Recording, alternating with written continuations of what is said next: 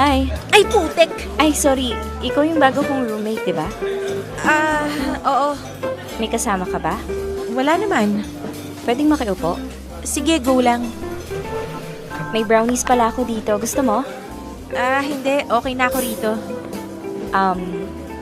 Sorry nga pala kasi nasungitan kita nung una tayong nag-meet. Okay lang. Sorry din kasi nabagsak ko yung tumbler mo. Ox lang, luma na rin naman yun. Ilang beses ko na yun nabagsak.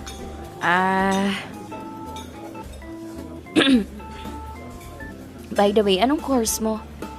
Animation. Uy, same tayo. Fresh ka? Transferee. Nag-shift ako from accountancy eh. Oo, ang layo nun ah. Oo.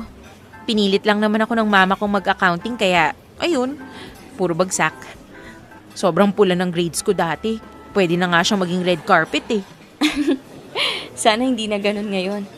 Hindi naman siguro. Kasi at least ngayon, mas gusto ko na yung kung nasan ako. Sim, nakaka-suffocate talaga kapag pinipilit ka nila sa isang lugar na hindi mo naman gusto. Totoo. Kaya enjoy mo lang yung time mo dito. Masaya naman sa animation. Magpupuyat ka nga lang parate. Ire-ready ko na yung sarili ko para dyan. Tapos kung kailangan mo ng tulong sa kahit ano, sabi ka lang sa akin. Sige, noted. Ay wait, ano nga ulit name mo? Ngayon ko lang na-realize, hindi ko pa pala alam yung pangalan mo. Abby. Erin.